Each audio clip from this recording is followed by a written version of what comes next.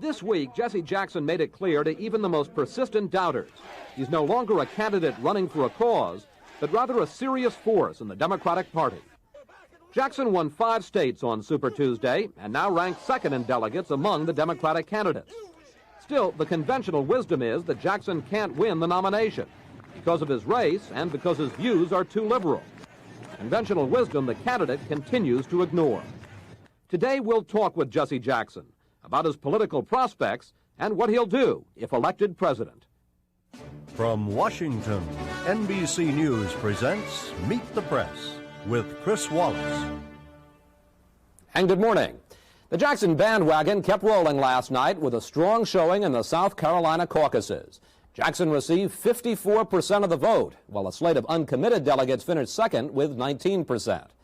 And it looks like the Reverend will also do well in Illinois on Tuesday, where polls indicate he's running a strong second to Senator Paul Simon. Joining me today to examine what all this means for the '88 campaign, Elizabeth Drew of The New Yorker and Fred Barnes of The New Republic.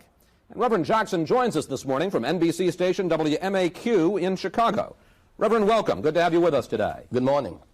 With your victory last night in South Carolina and with the polls indicating there's going to be no clear winner on Tuesday in Illinois, the Democratic race is looking more and more muddled. Are you headed for a brokered convention or at the very least a brokered process after the primaries?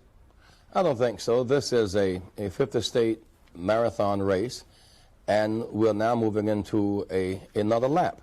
And people are trying to judge the playoffs in July while we're going state by state.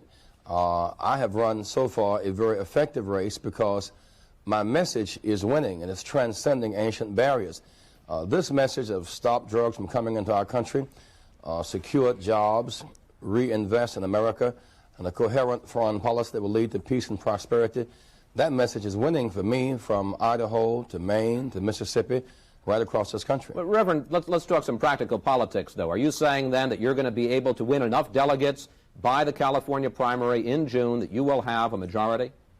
Well, I certainly hope so. I hope by that time to have the majority of the popular votes. I hope that my delegate vote will correspond with my popular vote. And on that basis, I hope to be the nominee of the party. Do you feel any pressure, though, with George Bush apparently all but locking up the Republican nomination and beginning in mid-March to plan his general election campaign? Can the Democrats afford to let this race for the Democratic nomination go on into the summer? Don't you have to settle on a candidate quickly? Well, we certainly should not self-destruct. That's why I did not engage in the negative campaign process, because that is a self-destructive process. I intend to keep a campaign of hope, and these in-party fights have a way of discouraging people from participating. It's often said that we've lost 4 of the 5 last national elections, but upon close review, what you really find is in 1968, Humphrey was destroyed by Democrats in the spring and in July of 1968, and Nixon beat what was left by 500,000 votes. In 1980, the Democrats defeated Carter in the spring and in New York in the summer, and Reagan defeated what was left. So there must be some sensitivity to not self-destructing, and I've tried to stay above that. The second, of course, is to expand the party with more registration. I have registered more new Democrats who voted Democrat than anybody who was running. If we remain above the self-destruction and expand our base and go straight to the plant gate where workers are suffering from economic violence and farmers, we're going to win this campaign. Do you think that George Bush would be an easier candidate for the Democrats to beat in the fall than Bob Dole? He certainly has a lot of baggage. George Bush is supposed to be over the commission on the drug situation, and yet drugs are coming to this country at a rate that threatens our national security. #1 cause of death in our streets every day, and a big factor in AIDS. And to that continuous flow of drugs, Mrs. Reagan says no, and George Bush says nothing. Where is the leadership factor in this? And the fact that our own CIA is implied to be involved with drug trafficking and gun smuggling in Central America. To this, he has just said nothing. He's over the anti-terrorist squad, and yet the terrorism abounds. And we're negotiating with South Africa, a state of terrorism. So there is a leadership factor on the George Bush side, I think, that makes him vulnerable. On the other hand, he has said nothing about the sleaze factor, the growing sleaze factor in the Reagan administration, with officials high up going to court being indicted almost every week. Excuse me, Reverend Jackson, you offer as one of your foreign policy credentials that you brought the pilot, Robert Goodman, back from Syria, and you always point out that you didn't have to leave any cakes or Bibles there, and this always gets a laugh. But of course, that was Syria. Since then, about 12 Americans have been taken hostage by groups related to Iran, which is where the cakes and Bibles were left. Why haven't you been able to get any more hostages back? Well, first of all, I was making contacts in the Middle East, trying to seek and gain their release, because I knew that if we could find the heads, we could make an impact. In the case of bringing Goodman back home from Syria, we could identify Assad as having the option to keep him and let him go. In the case of bringing Americans and Cubans back home from Cuba, we could identify Castro as having the power to keep them and let them go. In the case of the Lebanon hostages, no head is identified. I'm going to be with families this coming Wednesday in Washington who are in an anniversary service appealing again to put this matter back on the front burner. I even traveled to that part of the world again. All of a sudden, the doors closed in my face. The approach I was using was negotiation, exchanging hostages for more communications. What I later found was that when this administration took an initiative using guns for hostages and money and spare parts for airplanes, they simply shut the doors in the quest for humanitarian appeal. Excuse me, Reverend Jackson, as you know, we don't have a lot of time and a lot of things that we'd like to ask you about. I'd like to ask you another foreign policy question about the Middle East. As you know, the young people throwing stones in the West Bank and Gaza got a lot of world sympathy by their action and by the fact that they were not more violent.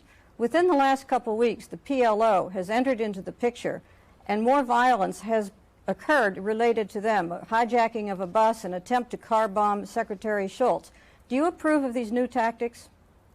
Well, I do not. The fact of the matter is, we must move beyond just choosing sides and choose peace and break the cycle of pain. Throwing the rocks and bombing buses is violence. Occupation is violence. And yet the Israelis and the Palestinians are trapped in a death grip, and they cannot turn each other loose. What we must do for them is what neither can do for the other. Free them of their death grip, offer mutual security in exchange for mutual recognition. We should be spending a lot of time getting the Palestinians to recognize Israel's right to exist with security, and then move to exchanging land for peace. Let me ask you, Reverend Jackson, let me just ask you one specific question about that, because Israeli Prime Minister Shamir is coming to Washington this week, and he has refused to make that trade of land for peace.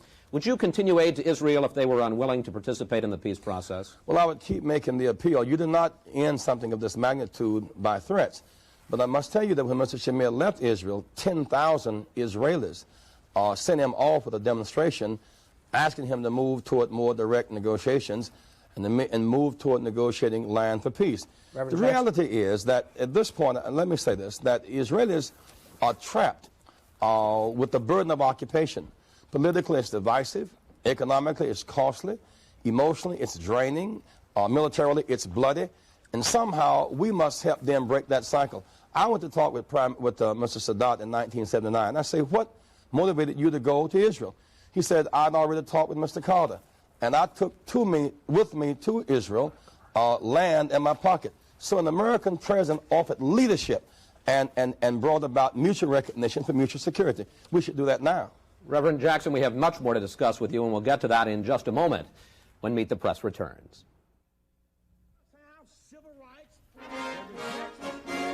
Meet the Press, the world's longest-running television program, is sponsored by the Archer Daniels Midland Company. ADM, supermarket to the world.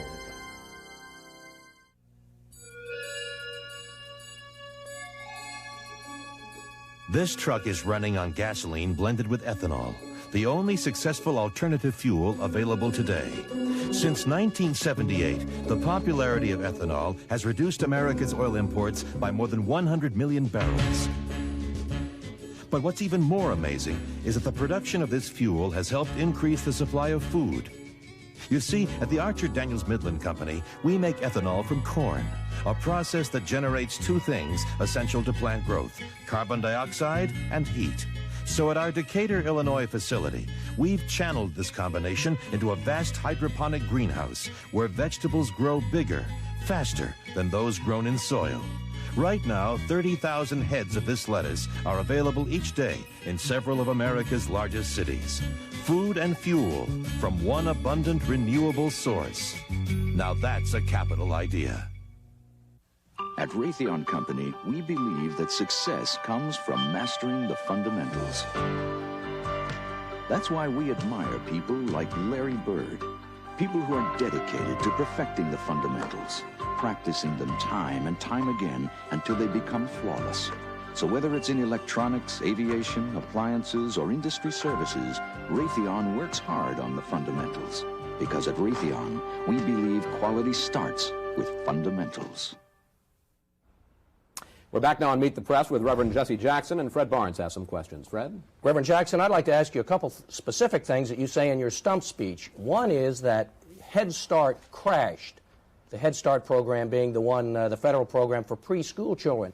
And yet this program has increased 20% in funding, and there are thousands of more children involved in it now. And this has happened during the Reagan years. In what sense has it crashed?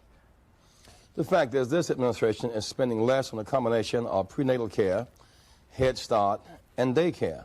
The reality is we have more children in poverty, and as a result of their impoverished state, we have more dropping out of high school and fewer going to college. My point is it makes more moral and economic sense to invest in Head Start and daycare on the front side of life rather than jail care and welfare on the back side. There has been a cut in funding for the poor. Well, let me ask you about another thing you say. You talk about slave labor in South Korea, and yet in South Korea there's been a Democratic presidential election. Wages for workers are surging. How is there slave labor in South Korea? Well, they have Democratic elections in South Africa. But the reality is, right beneath that, of course, is a slave labor system. In South Korea and Taiwan, you know we have a cheap labor base there. The American worker can compete with the Taiwanese or South Korean worker, except repressed labor tends to undercut organized labor. My position is simply this. Right now, with our falling dollar, we should adjust, negotiate with them to adjust the exchange rate.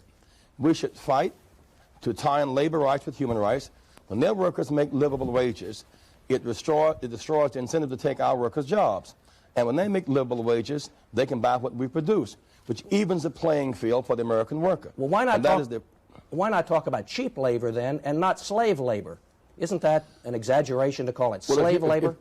Well, let's use the word cheap labor. But when people do not have the right to vote, don't have the right to organize free trade unions, and when they demonstrate they are beaten back in the streets, you might call it a modification somewhere between cheap and slave. At least it is oppressed labor.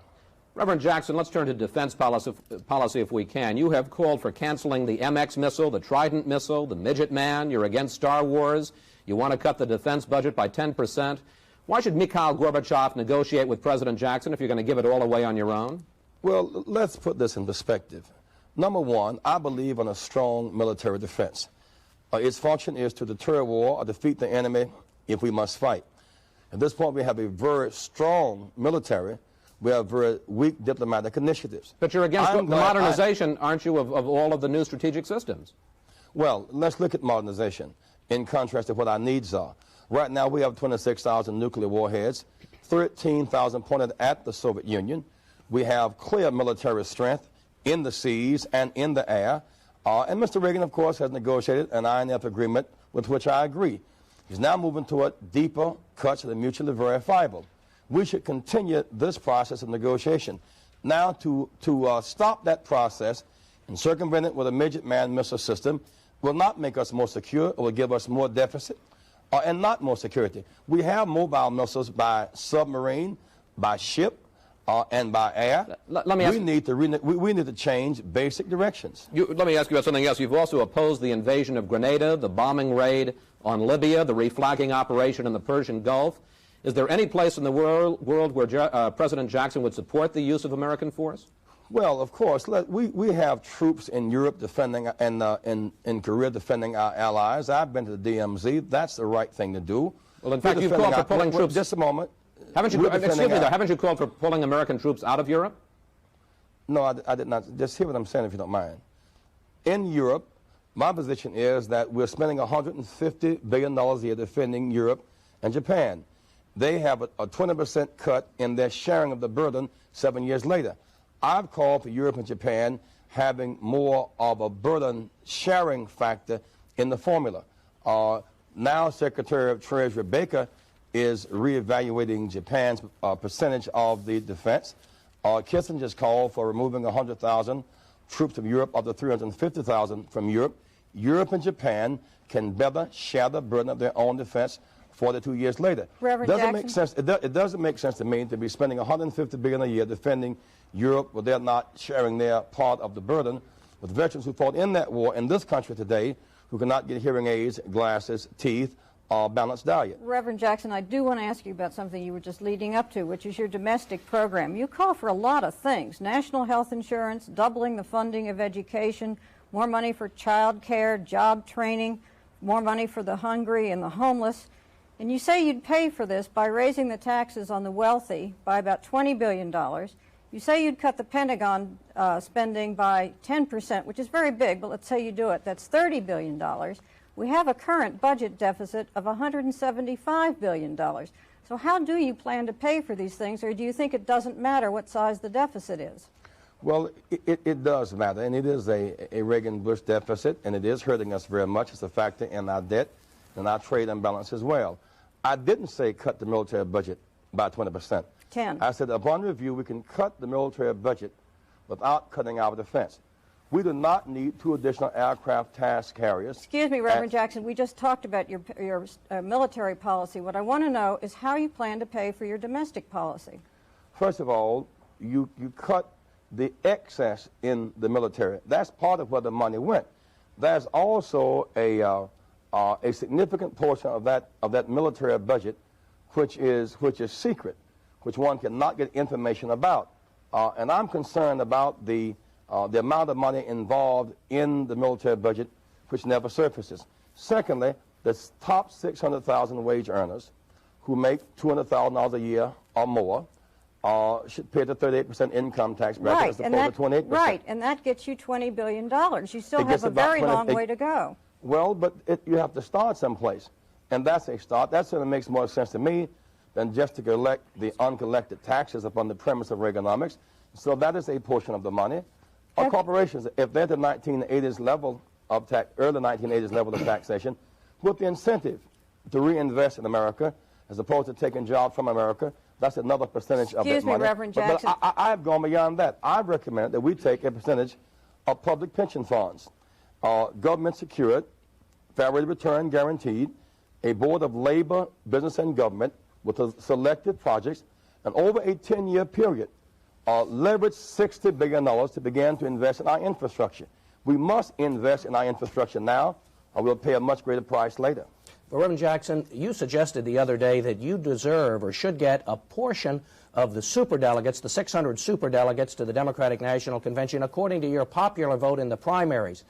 Why should these delegates be obligated to you when they're supposed to be independent operators at the convention? Well, clearly they're not independent operators. When you look at who is endorsing who, you look at the role that the Southern power structure played very overtly in the Super Tuesday elections. Clearly, they are endorsing people, which they said they were not going to endorse. They are not really independent. My point is simply this, that to protect the integrity of the one person, one vote democracy, popular votes and delegate votes should correspond. At this point, it's not a matter of controversy. Something can be worked out within the party, and I'm sure it will be. Well, this isn't but the whole primary process and caucuses aren't just one man, one vote. As I understand it, I mean, these people are supposed to be able to decide whoever they want to go for, regardless of how the primaries wind up. They might not want to go for you. What's wrong with that?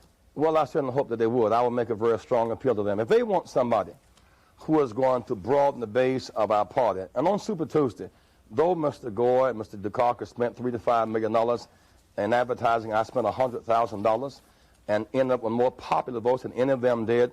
The strength of my leadership and message must be seen as an asset to our party and to our nation. I hope our party leadership can appreciate that and protect the integrity of our democracy and also reward those people who I brought into the system as key to our victory in 1988. Reverend Jackson, let me ask you, we only have about a minute left. You have proposed that gay couples should receive many of the same government benefits that married couples receive, for instance, survivor and dependent benefits under Social Security.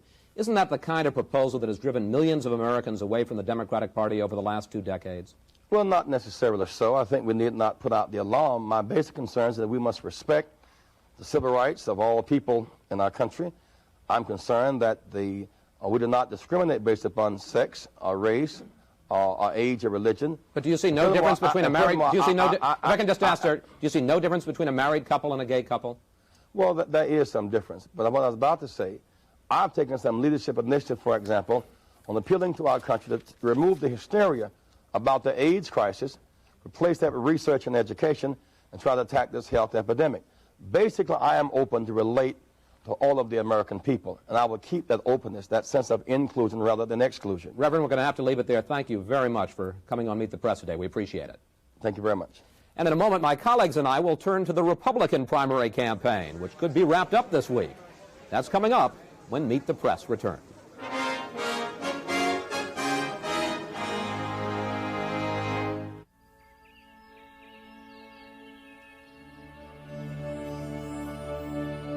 Ethanol. Good. Now that ethanol's replaced lead and gas, the air's a lot cleaner for everyone, especially kids.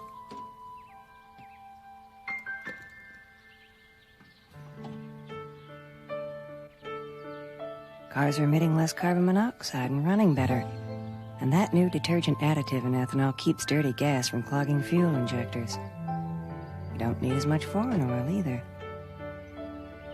And ethanol has opened new markets for American farmers. Cleaner air, cleaner lungs, and cars that run cleaner too.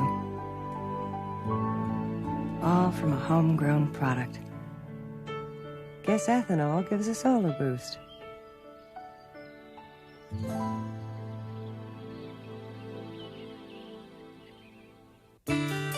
Radio Shack has the ideal family computer, the Tandy 1000HX system, on sale for only $8.99.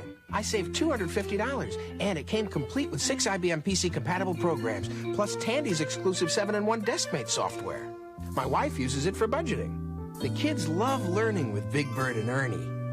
And it's America's easiest-to-use computer. What a great value. The Tandy 1000HX computer system with software on sale only $8.99 at Radio Shack. Elizabeth Fred, Senator Dole acknowledged this week that if he doesn't win the Illinois Republican primary on Tuesday, his campaign is finished. Does he have a chance? Well, it's been such a bizarre year, Chris, one is reluctant to predict, but it doesn't look good. The polls are very, very wide apart.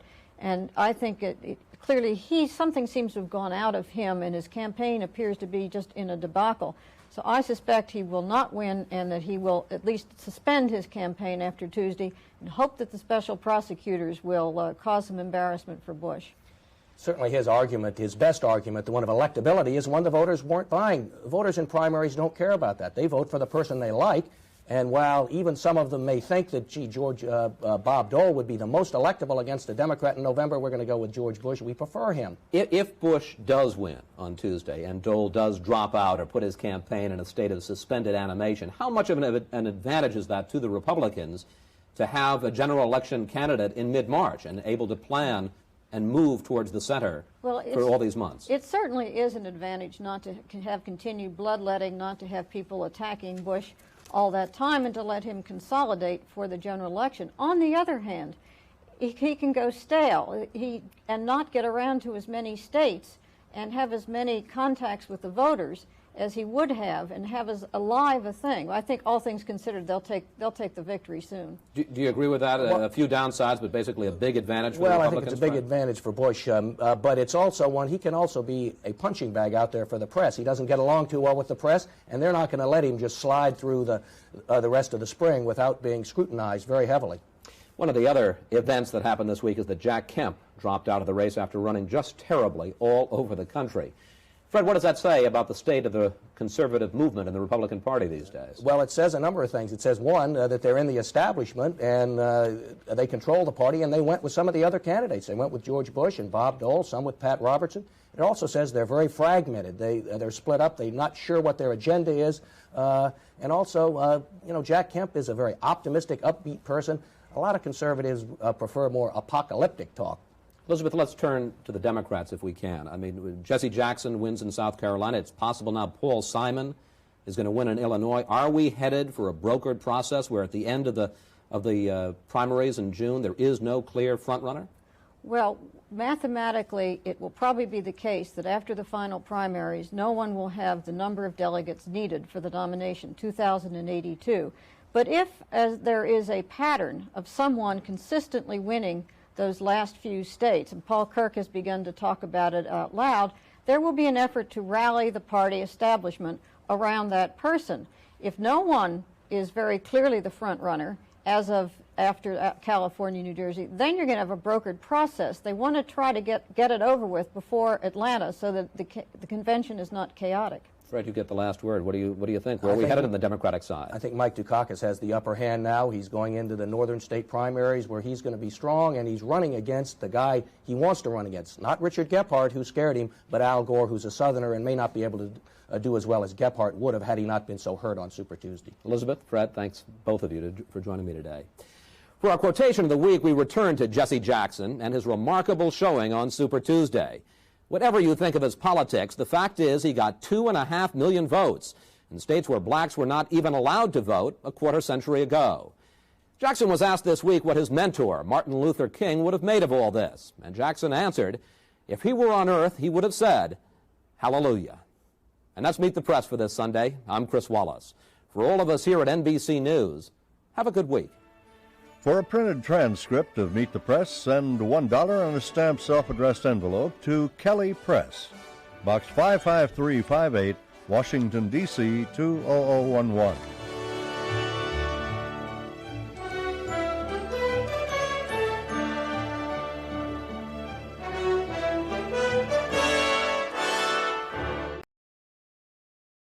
Thanks for watching our YouTube channel. Follow today's top stories and breaking news by downloading the NBC News app.